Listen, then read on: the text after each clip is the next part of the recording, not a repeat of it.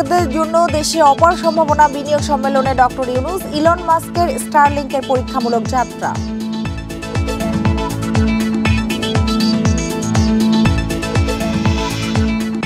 নির্বাচন নিয়ে ধোঁয়াশা কাটাতে রোডম্যাপ চাইবে বিএনপি, সংবিধান সংস্কার শেষে ভোটের পক্ষে গণ অধিকার পরিষদ।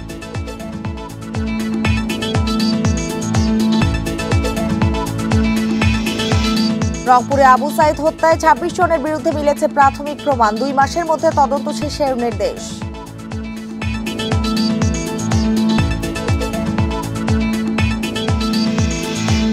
ইসরায়েল বিরোধী বিক্ষোভে হামলা ভাঙচুরে ১০ মামলায় গ্রেপ্তার ৭২, লুটপাট ঠেকাতে কঠোর হওয়া তাগিদ।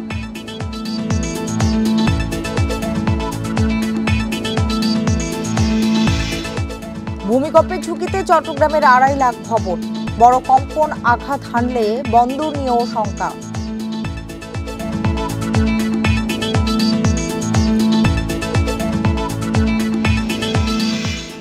আমন্ত্রণ বিরতিহীন সংবাদ দুপুরে আপনাদের সঙ্গে আছি আমি সুমনা সিমি। এতক্ষণ জানাচ্ছিলাম শিরোনামগুলো, এবার জানাবো পুরো খবর।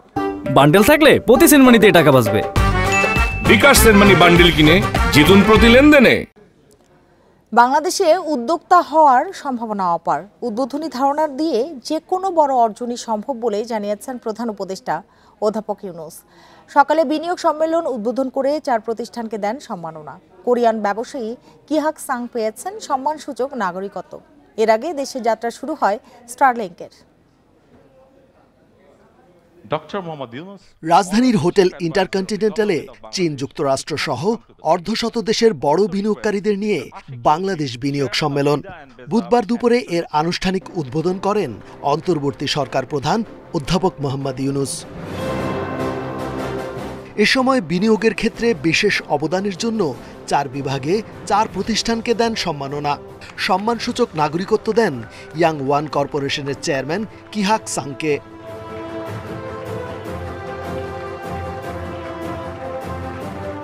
নিজ বক্তব্যে ১৯৭৪ থেকে ২০২৫ বাংলাদেশের অভূতপূর্ব এই 5 দশকের যাত্রার পথ পরিক্রমা তুলে ধরেন তিনি। ১৯৭৪ থেকে ২০২৫ পর্যন্ত এক অভূতপূর্ব যাত্রা বাংলাদেশের। স্বল্প সময়ে অনেকটা পাড়ি দিয়েছে এদেশ। উদ্যোক্তা হওয়ার জন্য বাংলাদেশের পরিবেশ বেশ উপযুক্ত। এদেশের সৃজনশীল আইডিয়া দিয়ে যে কোনো কিছু করা সম্ভব।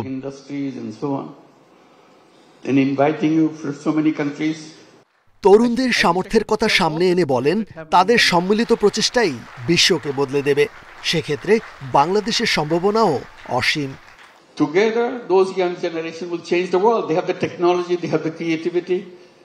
তরুণ প্রজন্মই সম্মিলিতভাবে পৃথিবীকে বদলে দেবে। তারা সরকারের অপেক্ষায় বসে থাকবে না। আমরা সেই বিশ্ব গড়তেই উদ্যোগ নিতে পারি। বাংলাদেশে ব্যবসা শুধু এ দেশেই বিনিয়োগ নয়, এর অর্থ বিশ্বব্যাপী সামাজিক ব্যবসার অংশ হওয়া। এর আগে ইলন মাস্কের স্টারলিং ইন্টারনেটের সেবা চালু হয় পরীক্ষামূলকভাবে। রেজওয়ানুল হক, ইন্ডিপেন্ডেন্ট নিউজ, ঢাকা। বিনিয়োগ সম্মেলনের 3য় দিনের বিস্তারিত জানাতে আমাদের সাথে যোগ দিয়েছেন সহকর্মী তৌহিদ রানা। রানা, স্টারলিংকের পরীক্ষামূলক যাত্রা তো আজকে থেকে শুরু হলো, এ বিষয়ে জানাবেন। আর আজকের আয়োজনে আর কি হলো? আমরা দেখেছি যে উদ্যোক্তাদের জন্য ডক্টর ইউনূস বলেছেন বাংলাদেশে অপার সম্ভাবনা রয়েছে। সব মিলিয়ে আজকের দিনটি বিষয়ে জানাবেন। হ্যাঁ, ডক্টর মোহাম্মদ ইউনূস আজকে 3য় দিনে এসে যখন আনুষ্ঠানিক উদ্বোধন ঘোষণা করেছেন এবং তিনি সেখানে কিন্তু বলেছেন বাংলাদেশ যে এখন একটি নতুন বাংলাদেশ, অপার সম্ভাবনার বাংলাদেশ, এবং এই বাংলাদেশে বিনিয়োগ একেবারে নিরাপদ, এবং এই বাংলাদেশে বিনিয়োগ করে বিদেশি বিনিয়োগকারীরা তারা তাদের যে বিনিয়োগ সেটি তারা তাদের সেই লভ্যাংশ নিয়ে যেতে পারবেন, এবং বাংলাদেশে বিনিয়োগের ক্ষেত্রে যে সকল বাধা অতীতে ছিল সেই সকল বাধা দূর করে আগামীর সম্ভাবনার বাংলাদেশে তাদেরকে আহ্বান জানিয়েছেন। বিশেষ করে বাংলাদেশের যে অর্থনৈতিক অঞ্চলগুলো আছে সেখানে আপনি জানেন যে গতকালও বিদেশি বিনিয়োগকারীরা অর্থনৈতিক অঞ্চলগুলো পরিদর্শন করেছেন। তো সেখান থেকে সম্ভাবনার যে দ্বার খুলেছে সেটির কথা বলেছেন। পাশাপাশি স্টারলিংকের উদ্বোধন করেছেন, যেটি বাংলাদেশের মানুষের এবং যে একটি প্রত্যাশার জায়গা, সেই স্টারলিংকের আনুষ্ঠানিক যাত্রা ঘোষণা হয়েছে। এবং এই স্টারলিংকে বলা হয়েছিল, যখন যাত্রা শুরুর কথা বলা হয়েছিল তখন 90 দিনের মধ্যে তাদেরকে কার্যক্রম শুরু করতে হবে। তো সেক্ষেত্রে তারা লাইসেন্স পেয়েছে এবং আগামী আমি এটি যখন পরিষেবা দেওয়া হবে সেক্ষেত্রে মানুষের যে একেবারে দোরগোড়ায় পৌঁছাতে বেশ কিছু কোম্পানিকে তাদের এই সেবা আওতায় নিয়ে আসবে এবং তারা এই সেবা তাদের মাধ্যমে মূলত সাধারণ মানুষ এই সেবা পাবে এবং এর মাধ্যমে এখানে যেটা উল্লেখ করা হয়েছে যে এই ইন্টারনেট সেবা দ্রুত গতির ইন্টারনেট সেবার ক্ষেত্রে মানুষ এই সুবিধা নিয়ে তাদের ব্যবসা বাণিজ্য প্রসারের ক্ষেত্রে বিশেষ ভূমিকা রাখতে পারবে। পাশাপাশি এখানে যারা আমাদের দেশে যে ফ্রিল্যান্সাররা আছেন তারা বেশি উপকৃত হবেন বলে এখানে উল্লেখ করা হয়েছে। কথা রয়েছে সেখান থেকে কোনো বিশেষ ঘোষণা আসতে পারে কিনা? এখানে প্রতিদিন কোনো না কোনো একটি সেশন হয়, বিশেষ করে দেশি বিদেশি উদ্যোক্তাদের সঙ্গে। তো সেই সকল সেশনগুলো থেকে আসলে কিছু প্রতিশ্রুতিও পাওয়া যায় আমাদের বিদেশি বিনিয়োগ যারা করবেন এখানে, সেই তাদের কাছ থেকে মূলত এই প্রতিশ্রুতিগুলি পাওয়া যায়। আপনি জানেন যে গতকালও কিন্তু কোরিয়ান কিছু বিনিয়োগকারী তারা প্রধান উপদেষ্টার সঙ্গে সাক্ষাৎ করেছেন, সেখান থেকে তারা প্রতিশ্রুতি দিয়েছেন বাংলাদেশের টেক্সটাইল এবং পাশাপাশি জ্বালানি বিদ্যুৎ এইসব খাতে কিন্তু বিনিয়োগের একটা তারা আশ্বস্ত করেছেন যে এখানে বাংলাদেশে তারা বিনিয়োগ করবেন। আমার এখানে আমি যদি আরেকটু বলি যে এখানে আরও 3টি সেশন হচ্ছে খুবই গুরুত্বপূর্ণ, বিশেষ করে বিদেশি বিনিয়োগকারীরা বাংলাদেশে রাজনৈতিক দলগুলোর কাছ থেকে প্রতিশ্রুতি চায় যে তারা এখানে রাজনৈতিক স্থিতিশীলতা কতটুকু আসলে পাবে। সেক্ষেত্রে বাংলাদেশ জামাত ইসলামীর সঙ্গে বিদেশি এবং দেশি বিনিয়োগকারীরা কিন্তু একটি বৈঠক করছেন এই মুহূর্তে। পাশাপাশি এনসিপির সঙ্গেও দেশি বিদেশি উদ্যোক্তারা এখন একটি আলাদা করে তারা বৈঠক করছেন এবং বিএনপির সঙ্গেও দেশি বিদেশি উদ্যোক্তারা আলাদাভাবে তারা কথা বলছেন। এই সেশনগুলো এখনও চলছে, ধাপে ধাপে বিনিয়োগকারীদের সঙ্গে কথা হবে এবং পরবর্তীতে এই সার্বিক বিষয়গুলো বিনিয়োগ উন্নয়ন কর্তৃপক্ষ আমাদেরকে বিস্তারিত জানাবেন। আমি যদি আরেকটু সংযোগ করতে চাই, এখানে আপনি জানেন যে দেশি বিদেশি বিভিন্ন উদ্যোক্তারা এসেছেন। আমার সঙ্গে এখন আছেন রবিউল চৌধুরী, তিনি আমেরিকার পেনসিলভেনিয়া থেকে এসেছেন। তিনি 2 দিন ধরে বিভিন্ন ইকোনমিক জোনে ঘুরেছেন। তো জনাব রবিউল, আপনি যদি একটু বলতেন, আপনি তো কয়েকটি ইকোনমিক জোনে আমাদের সরকার বিভিন্ন অংশীজনদের সঙ্গে ঘুরেছেন, আপনি একটু বলবেন এখানে আমাদের বাংলাদেশে বিনিয়োগ সম্ভাবনার জায়গাটুকু আপনি কতটুকু দেখতে পাচ্ছেন? আমি যতটুকু দেখছি এবং শুনছি আমি ইমপ্রেস বাংলাদেশে যে আপনার ম্যানুফ্যাকচারিং ফেসিলিটিসগুলো দেওয়া যাচ্ছে, স্পেশালি আপনার কোরিয়ান এপিজেড আমি ভিজিট করছি। ওইখানে আপনার শুধু ম্যানুফ্যাকচারিংয়ের ফেসিলিটিস না, আপনার এমপ্লয়িদেরকে টেক কেয়ার করা, আপনার অন সাইট 5-6 বেডের আপনার ইমার্জেন্সি রুম থাকা, ফরেন কোম্পানির জন্য সেফটিতে একটা থাকে, আপনার বিভিন্ন ইন্টারন্যাশনাল সার্টিফিকেশন অ্যাটেস্টেশন থাকা, ওগুলো সবগুলো দেখে ভালো লাগছে। ইনভেস্টরদের থেকে যা শুনতেছি ওরা সবাই মোটামুটি ইমপ্রেস। আপনার আগে প্রসেসিং যেটা পেপার ওয়ার্ক ছিল ওইটাও বর্তমান সরকারের মানে একটা ইজি প্রসেস চালু করে দিছে, যদিও আগের কিছু আপনার টেন্ডার বা প্রসেসিং কিছু আটকে গেছে সরকার চেঞ্জ হওয়ার কারণে। ওরা আশা করতেছে ওইটা তাড়াতাড়ি হয়ে যাবে এবং নতুন সরকার আপনার ইনভেস্টর ফ্রেন্ডলি সরকার। অর্থাৎ বিনিয়োগের ক্ষেত্রে যে সকল বাধা ছিল সেটি এই সরকার দূর করে দেবে। আরেকটি প্রশ্ন আপনার কাছে, যেটি হচ্ছে বাংলাদেশে বিনিয়োগের ক্ষেত্রে আপনি বিশেষ করে ইকোনমিক জোনগুলোতে ঘুরেছেন, সেখানে আপনি কি ধরনের চ্যালেঞ্জ দেখতে পাচ্ছেন? আপনার কি মনে হচ্ছে আসলে এখানে বিনিয়োগ করে আপনারা সেই লাভবান হতে পারবেন কিনা? ফেসিলিটি ইটসেলফ আপনার মানে অনেক রোবাস্ট, দেখতে অনেক সুন্দর, কিন্তু আমাদের ইনফ্রাস্ট্রাকচারটা একটু প্রবলেম। মনে করেন আনোয়ারা থেকে মিরাসরাই যেতে আপনার যে ইনফ্রাস্ট্রাকচারটা ওইটা একটু সরকার অ্যাটেনশন দিতে হবে বা different means of transportation. But otherwise আপনার অনেক opportunity, land of opportunity Bangladesh.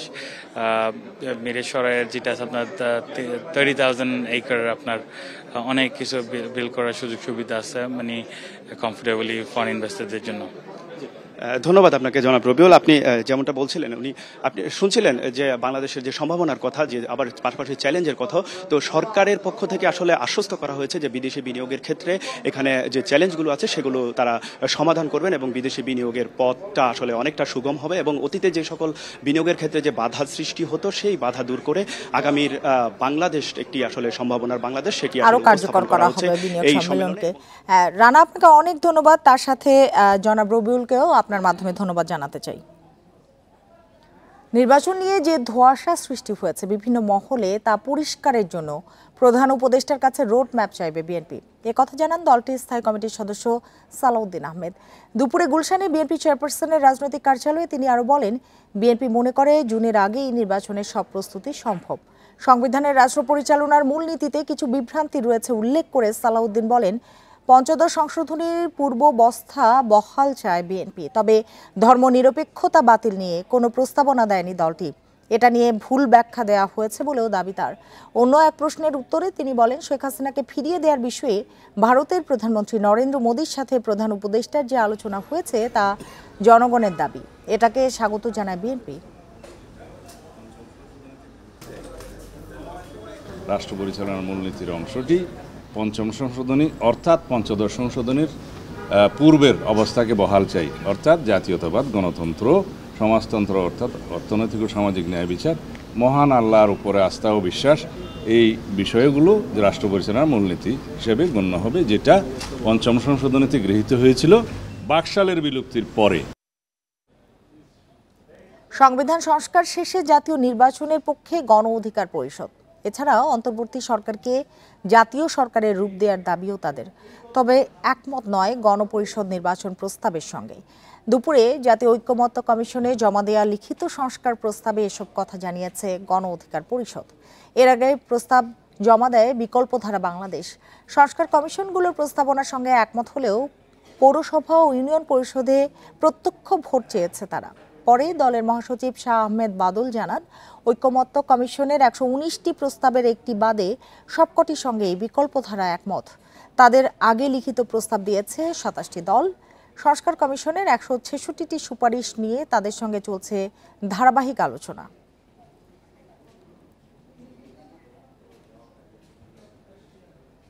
জাতীয় নির্বাচনে প্রবাসীদের ভোটদান পদ্ধতি প্রযুক্তিবিদদের পরামর্শ নিয়ে চূড়ান্ত করা হবে। এ লক্ষ্যে উপদেষ্টা মণ্ডলী গঠন করা হচ্ছে জানিয়েছে ইসি। বুধবার নির্বাচন ভবনের মিডিয়া সেন্টারে আয়োজিত এক সংবাদ সম্মেলনে নির্বাচন কমিশনার আবুল ফজল মোহাম্মদ সানাউল্লাহ এ কথা বলেন। কমিশনার জানান, বিশেষজ্ঞরা ১০ থেকে ১২ দিনের মধ্যে প্রতিবেদন জমা দেবেন। এরপর এ বিষয়ে অংশীজনের সাথে আলোচনা করে পদ্ধতি চূড়ান্ত করা হবে। প্রবাসীদের ভোটদানের জন্য প্রস্তাবিত পদ্ধতিগুলো হলো postal ballot, online vote oh proxy vote. বর্তমানে দেশে পোস্টাল ব্যালটে ভোটদানের সুযোগ থাকলেও তা কার্যকর নয়। এ পর্যন্ত একজন প্রবাসী ভোটারও পোস্টাল ব্যালটে ভোট দেয়নি। মঙ্গলবার এক কর্মশালায় এ বিষয়ে মতামত নেয় কমিশন।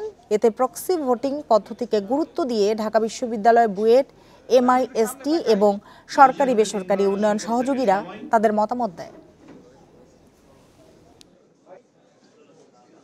একজন বিশেষজ্ঞকে আমরা সম্পৃক্ত করে একটি অ্যাডভাইজারি টিম গঠন করব। আজকে সেটা গঠন করা হবে। এই অ্যাডভাইজারি টিমের সমন্বয়ে আমরা এই যে 3টি পদ্ধতি কালকে পেলাম এবং 3টা পদ্ধতির যে সবলতা দুর্বলতাগুলো বিশদভাবে উঠে এসেছে, এইগুলো নিয়ে কিভাবে দুর্বলতা কাটিয়ে 3টি পদ্ধতিকেই বাস্তবসম্মতভাবে কম আপনার দুর্বল করে অধিকতর সবল করে গড়ে তোলা যায়, সেই কাজটি ওনারা করবেন আগামী 10 থেকে 12 দিনে। জুলাই অভ্যুত্থানে রংপুরে পুলিশের গুলিতে আবু সাঈদ হত্যায় ২৬ জনের বিরুদ্ধে অভিযোগের প্রাথমিক প্রমাণ মিলেছে। তদন্ত শেষ পর্যায়ে বলে ট্রাইব্যুনালকে জানিয়েছে প্রসিকিউশন। 4 আসামি সাবেক ASI আমির হোসেন, তাজহাট থানার কনস্টেবল সুজন চন্দ্র রায়, বেগম রোকেয়া বিশ্ববিদ্যালয়ের সাবেক প্রক্টর শরীফুল ইসলাম এবং বিশ্ববিদ্যালয় ছাত্রলীগের সাধারণ সম্পাদক ইমরান চৌধুরীকে গ্রেপ্তার দেখিয়ে কারাগারে পাঠানো হয়েছে। তদন্ত শেষ করতে বলা হয়েছে 2 মাসের মধ্যে। এর আগে ট্রাইব্যুনালে হাজির করা হয় তাদের। 2রা মার্চ এ বিষয়ে প্রসিকিউশনের করা এক আবেদনে এই 4 জনকে ট্রাইব্যুনালে হাজিরের নির্দেশনা দেওয়া হয়েছিল।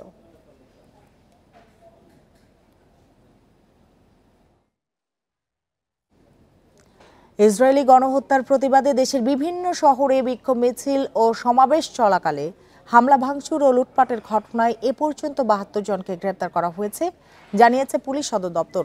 এসব ঘটনায় সারা দেশে মোট 10টি মামলা দায়ের করা হয়েছে। সকালে পুলিশ সদর দপ্তর থেকে পাঠানো এক প্রেস বিজ্ঞপ্তিতে তথ্য জানানো হয়। ভাঙচুর, লুটপাটে জড়িতদের বিচারের আওতায় আনতে সোমবার রাত থেকে অভিযানে নামে পুলিশ। হামলা চলাকালীন ধারণকৃত ভিডিও ফুটেজ পর্যালোচনা করে জড়িত ব্যক্তিদের শনাক্ত করতে কাজ করছে আইনশৃঙ্খলা বাহিনী। পুলিশ সদর দপ্তর জানায়, জড়িতদের গ্রেপ্তারের আগ পর্যন্ত অভিযান চলমান থাকবে। হামলা, লুটপাটের ঘটনার মামলায় খুলনায় 33 জন, সিলেটে 19 জন, চট্টগ্রামে 5 জন, গাজীপুরে 4 জন, নারায়ণগঞ্জে 4 জন, কুমিল্লায় 3 জন এবং কক্সবাজারে 4 জনকে গ্রেপ্তার করা হয়েছে।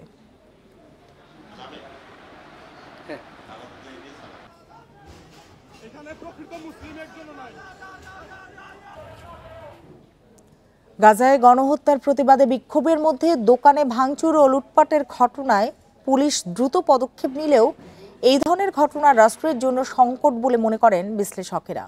আইন না মানার প্রবণতাকে দায়ী করে সুযোগ সন্ধানীদের বিরুদ্ধে কঠোর হওয়ার পরামর্শ দিয়েছেন বিশেষজ্ঞরা। গাজায় ফিলিস্তিনিদের ওপর ইসরায়েলি বর্বরতার প্রতিবাদে সোমবার বিশ্বব্যাপী পালিত হয় নো ওয়ার্ক নো স্কুল কর্মসূচি। এরই অংশ হিসেবে ঢাকাসহ সারা দেশে চলে বিক্ষোভ মিছিল ও সমাবেশ। এর মধ্যে কেএফসি ও পিৎজা হাটে ভাঙচুর করে সুযোগ সন্ধানীরা, লুটপাট চালায় বাটার বেশ কয়েকটি শোরুমে। প্রতিবাদের ঝড় ওঠে সামাজিক যোগাযোগ মাধ্যমে। প্রশ্ন ওঠে, প্রতিবাদের আড়ালে এই নৈরাজ্য কি উদ্দেশ্যপ্রণোদিত? দেশকে অস্থিতিশীল করতে চাইছে কি একটি গোষ্ঠী? এগুলো বড় জমায়েত, সেই সকল জমায়েতের মাধ্যমে কেউ না কেউ সুযোগ নিতেই পারে। সো এটাও কিন্তু রাষ্ট্রের গোয়েন্দা সংস্থাগুলো এবং রাষ্ট্রের যে আইন শৃঙ্খলা যারা নিয়ন্ত্রণ করে, সামরিক বেসামরিক এবং অন্যান্য যারা আছেন, তাদেরকে এটা খুব সিরিয়াসলি খেয়াল রাখতে হবে। সামাজিক নৈরাজ্য বিশৃঙ্খলা শেষ পর্যন্ত তো রাষ্ট্রকে ক্ষতিগ্রস্ত করে, রাষ্ট্রকে টেনশনে ফেলে। কিন্তু এখন সরকারের উচিত যেন এই ধরনের বিশৃঙ্খলা কেউ করতে না পারে। অন্যায়ের প্রতিবাদে অন্যায় সভ্য সমাজের কলঙ্ক বলে মন্তব্য করেছেন বিশেষজ্ঞরা। এজন্য আইন না মানার প্রবণতাকে দায়ী করছেন তারা। আইনের শাসন, আইন শৃঙ্খলা বাহিনীর শতভাগ নিয়ন্ত্রণ, এই ব্যাপারগুলো নিয়ে যথেষ্ট তর্ক বিতর্ক রয়েছে। একটি অংশ তারা সভ্যতার যে ছোঁয়া কিংবা যোগ্য এবং আইন মান্যকারী নাগরিক হিসাবে যে নিজেদেরকে প্রতিষ্ঠিত করার যে লড়াই কিংবা যে প্রচেষ্টা, এই জায়গাতে যথেষ্ট পিছিয়ে আছে। আন্তর্জাতিক গণমাধ্যমে কিন্তু সেটি অংশ হিসেবে প্রকাশ কিংবা প্রচার পেয়েছে। তবে ঘটনার পরপরই নড়ে চড়ে বসে প্রশাসন। ভিডিও ফুটেজ দেখে এরই মধ্যে গ্রেপ্তার হয়েছে অর্ধশত। রেজওয়ানুল হক, ইন্ডিপেন্ডেন্ট নিউজ, ঢাকা। শক্ত মাটির কারণে দেশের অন্যান্য এলাকার তুলনায় চট্টগ্রাম অঞ্চলে ভূমিকম্পের ঝুঁকি কিছুটা কম হলেও বন্দর ঘিরে রয়েছে শঙ্কা, এমনটাই বলছেন বিশেষজ্ঞরা। সেই সাথে শক্তিশালী ভূমিকম্পে ধসে পড়ার ঝুঁকিতে জলাশয় ভরাট করে নির্মিত ভবনগুলো। 2011 সালের জরিপ অনুসারে নগরীতে ভবন রয়েছে 3,82,111টি। সিডিএ বলছে এর মধ্যে ঝুঁকিপূর্ণ 2.5 লাখের বেশি। গেল 3 এপ্রিল মিয়ানমারের মান্দালয়ে 7.9 মাত্রার ভয়াবহ ভূমিকম্প হয়। এতে প্রাণহানি ছাড়াই 3,500। একই স্থানে 1932 সালে 7 মাত্রার এবং 1946 সালে 8 মাত্রার ভূমিকম্প হয়েছিল। বিশেষজ্ঞরা বলছেন, একই বেল্টে 100 থেকে 150 বছর পর পর বড় ধরনের ভূমিকম্প হয়। সেই বিবেচনায় মিয়ানমারে ভূমিকম্পের মাধ্যমে সঞ্চিত শক্তি বেরিয়ে যাওয়ায় এই অঞ্চলে খুব তাড়াতাড়ি বড় ধরনের ভূমিকম্পের আশঙ্কা কম। এখানে হলে বাংলাদেশ কিন্তু মোটামুটি পুরোটাই এফেক্টেড হবে, চিরাং ছাড়া। কারণ এই 80-85 তারপর 1869 আর্থকুয়েকগুলো মেইনলি ঢাকা, সিলেট, ময়মনসিংহ এগুলোকে এফেক্ট করবে, মেইনলি রংপুর। বিশেষজ্ঞরা আরও বলছেন, পার্বত্য এলাকা ও মাটির গঠন শক্ত হওয়ায় চট্টগ্রাম অঞ্চলে 7 বা তার বেশি মাত্রার ভূমিকম্পে বড় ধসের আশঙ্কা কম। তবে ঝুঁকিতে চট্টগ্রাম বন্দর এবং নগরীর জলাশয় ভরাট করে নির্মিত অসংখ্য ভবন। চিটাং পোর্টের কি স্ট্যাটাস সেটা একটু রিভিউ করা দরকার। আমাদের এয়ারপোর্টগুলো কি, চিটাং এয়ারপোর্টটা কিন্তু পোর্টের পাশে, সেটা রিভিউ করা দরকার। চিটাংয়ের রেসপেক্টে আমি বলছি। তো এই দুইটা জায়গায় একটু ভালনারেবল এলাকা আছে। বাট চিটাংয়ের অন্যান্য বিল্ডিং স্টক যেখানে আছে ওটা টিলি শক্ত মাটিতে, হয়তো মেজর ডিজাস্টার হবে না। চট্টগ্রামে ভূমিকম্পের ঝুঁকি নিয়ে সাম্প্রতিক কোনো জরিপ নেই। তবে যে কোনো ক্ষয়ক্ষতি এড়াতে চট্টগ্রাম উন্নয়ন কর্তৃপক্ষ সিডিএকে কঠোর তদারকির আহ্বান দুর্যোগ উপদেষ্টার। যে ভবনগুলো তৈরি হবে সেগুলি যেন বিল্ডিং কোড মেনে যেন তৈরি করা হয়। তো আমরা তাদেরকে অনুরোধ করতে পারি যে আপনারা আরও নিবিড় মনিটরিংয়ের মধ্যে নিয়ে আসেন, নিবিড়ভাবে জিনিসটা দেখেন, যাতে মানুষ এরকম এটাকে অগ্রাহ্য করতে না পারে। 1996 সালে ভূমিকম্পে চট্টগ্রাম নগরীর হামজারবাগ এলাকায় ভবন ধসে পড়ে, এতে প্রাণহানিও হয়। আলমগীর সবুজ, ইন্ডিপেন্ডেন্ট নিউজ, চট্টগ্রাম। আপনারা দেখছেন বিরতিহীন সংবাদ দুপুর। এরপর আরও যা দেখবেন, রাজশাহী বিভাগে অবৈধ 3 হুইলারে দৌড়াতে 1 বছরে প্রাণহানি, 450 ঝুঁকিপূর্ণ যান চলাচল বন্ধের দাবি।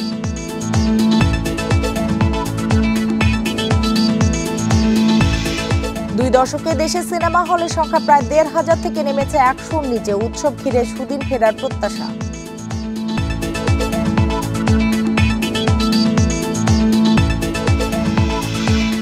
দেশ থেকে পাচার হওয়া টাকা ফেরত আনার চেষ্টায় লন্ডন সফর করেছেন বাংলাদেশ ব্যাংকের গভর্নর আহসান এইচ মনসুর। 17 থেকে 21 মার্চ এই সফর করেন তিনি। বুধবার প্রধান উপদেষ্টার প্রেস উইং থেকে এক সংবাদ বিজ্ঞপ্তিতে এ তথ্য জানানো হয়েছে। সাবেক প্রধানমন্ত্রী শেখ হাসিনা ও আওয়ামী লীগের ঘনিষ্ঠ অনেকের বিরুদ্ধে যুক্তরাজ্যে বিপুল অর্থ পাচারের অভিযোগ রয়েছে। প্রেস উইং এর বিজ্ঞপ্তিতে বলা হয়, পাচার হওয়া সম্পদ পুনরুদ্ধারে অগ্রাধিকার দিচ্ছে সরকার। ব্যাংকিং খাত ও সরকারি দুর্নীতির মাধ্যমে এসব অর্থ লুটপাট করা হয়। ব্রিটেন সফরে দেশটির সরকারি বেসরকারি খাতের গুরুত্বপূর্ণ অংশীদারদের সাথে বৈঠক করেন গভর্নর। গেল 19 মার্চ লন্ডনে বাংলাদেশ অ্যাসেট রিকভারি সেমিনারে অংশ নেন তিনি।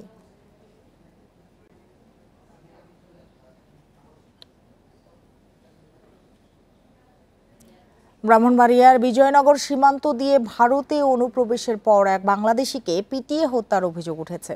নিহতের স্বজনরা বিএসএফ এর বিরুদ্ধে অভিযোগ তুললেও বিজিবি বলছে ঘটনা তদন্ত করে দেখা হচ্ছে। মঙ্গলবার সন্ধ্যায় উপজেলার পাহাড়পুর ইউনিয়নের সেজামুরা সীমান্তে এ ঘটনা ঘটে। নিহতের নাম মুরাদুর রহমান মুন্না। স্বজনদের অভিযোগ, গতকাল বিকেলে ধানি জমি দেখতে সেজামুরা সীমান্তে যান মুন্না।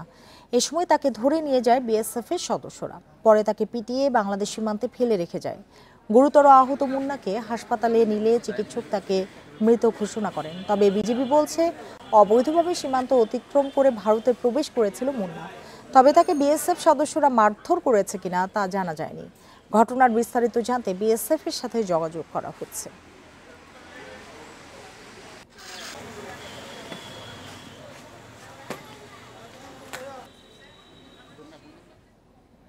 রাজশাহী বিভাগের সড়ক মহাসড়কে অবৈধ 3 হুইলারে দৌড়াতে থামছে এই না দুর্ঘটনা। গত এক বছরে সড়ক দুর্ঘটনায় প্রাণহানি প্রায় 450, আহত 6 শতাধিক। মহাসড়কে ঝুঁকিপূর্ণ হালকা যানবাহন চলাচল বন্ধ এবং হাইওয়ে পুলিশকে আরও সক্রিয় হওয়ার তাগিদ যাত্রী ও চালকদের। সড়ক মহাসড়কে দাপিয়ে বেড়াচ্ছে নসিমন, করিমন সহ অবৈধ 3 হুইলার। বেপরোয়া গতি, চালকদের অদক্ষতায় বাড়ছে দুর্ঘটনায় মৃত্যুর সংখ্যা। হাইওয়ে পুলিশের তথ্য, গত এক বছরে রাজশাহী বিভাগে সড়ক দুর্ঘটনায় প্রাণ ঝরেছে 445 জনের, আহত হয়েছেন 6 শতাধিক। যানবাহনের অনিয়ন্ত্রিত চলাচলই দুর্ঘটনার প্রধান কারণ। আমাদের শঙ্খ হরেন, হাইড্রোলিক হরেন নাই, আমাদের ছোট হরেন দিয়ে গাড়ি চালাতে হয়। এখনও সিন্ডিকেট সক্রিয় এবং এটার পিছনে সিন্ডিকেটের পিছনে প্রশাসন আছে বলে আমার কিছুটা ধারণা, কারণ অবৈধ যান হাইওয়ে রোডে উঠা মানেই সিন্ডিকেট আছে। কর্মকর্তারা বলছেন, মহাসড়কের ঝুঁকিপূর্ণ স্থান চিহ্নিত করার পাশাপাশি অবৈধ যান চলাচল বন্ধে নেওয়া হচ্ছে ব্যবস্থা। আমাদের ইনফ্রাস্ট্রাকচারে কিছু প্রবলেম আছে, যেমন হাইওয়েগুলোর পাশে সবসময় সার্ভিস রোড থাকার কথা। সেই সার্ভিস রোডগুলো না থাকার কারণে এই গাড়িগুলো আসলে কোথায় যাবে? আশেপাশের লোকজনের তো চাহিদা আছে, এই গাড়িগুলোর চাহিদা থাকার প্রেক্ষিতেই কিন্তু এগুলো আসলে পুরোপুরি কন্ট্রোল করা সম্ভব হচ্ছে না। মোবাইল কোডের মাধ্যমে তাদেরকে আইনের আওতায় আনার জন্য, এবং এছাড়া মহাসড়কে যেন এই সিএনজি 3 হুইলার এবং রিক্সা না চলে তার জন্য আমরা বিভিন্ন সময় বিআরটির তরফ থেকে রোড শো, অ্যাওয়ারনেস প্রোগ্রাম করে থাকি। সড়কে শৃঙ্খলা ফেরাতে চালকদের প্রশিক্ষণ ও সচেতনতা বাড়ানোর তাগিদ দিচ্ছেন বিশেষজ্ঞরা। অ্যাক্সিডেন্ট বাড়ার জন্য যেটা দায়ী, আসলে মেইন জিনিস দায়ী, সেটা হচ্ছে অসচেতনতা, এবং হচ্ছে যে এগুলা যারা চালাচ্ছে তারা বেশিরভাগই না জেনে চালাচ্ছে। মহাসড়কে দুর্ঘটনা কমাতে 3 হুইলার চলাচল বন্ধের পাশাপাশি আইনশৃঙ্খলা বাহিনীর তৎপরতা বাড়ানোর দাবি চালক ও যাত্রীদের। Mustafizur Rahman, independent news, Rajshahi. চট্টগ্রাম কক্সবাজার মহাসড়ক 6 লেনে উন্নীত করার দাবিতে চট্টগ্রামে কাফনের কাপড় পরে পদযাত্রা কর্মসূচি অনুষ্ঠিত হয়েছে। বেলা 11টার দিকে বিভিন্ন বয়সী 11 জন নগরী জামাল খান প্রেস ক্লাব থেকে কক্সবাজার অভিমুখে এ পদযাত্রা করেন। সম্প্রতি জেলার লোহাগাড়ায় সড়ক দুর্ঘটনায় নিহত 11 জনের অবয়ব ধারণ করে কর্মসূচি পালন করেন তারা। এ সময় আন্দোলনকারীরা জানান, চট্টগ্রাম কক্সবাজার মহাসড়কটি 6 লেনে উন্নীত করতে হবে। এছাড়া এ সড়ক দিয়ে লবণ গাড়ি চলাচল বন্ধের দাবিও জানান তারা। ঈদ উল ফিতরের প্রথম 3 দিনে চট্টগ্রামে পৃথক সড়ক দুর্ঘটনায় 17 জন প্রাণ হারিয়েছেন। ঈদ উল ফিতরে যে একটানা 3 দিন ধরে 17টি লাশ সকালে ঝরে গেল, আমরা আর একটি লাশও দেখতে চাই না। প্রত্যেকটি হাইওয়ে রোড যেন 6 লেনের হয় এবং এই ধরনের আমাদের দুর্ঘটনাগুলি যেন আমরা এড়াইতে পারি। প্রশাসনকে এটা দায়িত্ব নিতে হবে, সরকারের কাছে আমরা দাবি জানাচ্ছি। চট্টগ্রামে চন্দনায় সেই ঈদের ছুটিতে নানা বাড়িতে বেড়াতে যাওয়া এক কিশোরীকে ধর্ষণের পর হত্যা করা হয়েছে। এ সময় হামলায় আহত হয়ে কিশোরীটির নানা নানি চট্টগ্রাম মেডিকেলে চিকিৎসাধীন রয়েছেন। মঙ্গলবার রাতে উপজেলার দক্ষিণ গাছবাড়িয়া এলাকায় এ ঘটনা ঘটে। চন্দনাইশ থানার উপপরিদর্শক নয়স চন্দ্র আচার্য জানান, নানার বাড়িতে ঈদের ছুটিতে বেড়াতে আসেন ওই কিশোরী। মঙ্গলবার রাতে দুঃসম্পর্কের মামা নাজিম বেড়াতে গিয়ে তাকে ধর্ষণের পর কুপিয়ে হত্যা করে। এ সময় কিশোরীর নানা নানিকেও কুপিয়ে জখম করে সে পালিয়ে যায়। এদিকে নোয়াখালীর বেগমগঞ্জে শিশু ধর্ষণের অভিযোগে একজনকে গণপিটুনি দিয়ে পুলিশে দিয়েছে স্থানীয়রা। রাতে চৌমুহনী পৌরসভার করিমপুর গ্রামে এ ঘটনা ঘটে। ভুক্তভোগী শিশুটিকে স্বাস্থ্য পরীক্ষার জন্য নোয়াখালী জেনারেল হাসপাতালে পাঠানো হয়েছে। আর এই ছিল এখনকার বিরতিহীন সংবাদ দুপুরে। ইন্ডিপেন্ডেন্ট টেলিভিশনের সব খবর আরও বিস্তারিত জানতে চোখ রাখুন ফেসবুক, ইউটিউব এবং এক্সে। ধন্যবাদ সবাইকে এতক্ষণ সাথে থাকার জন্য।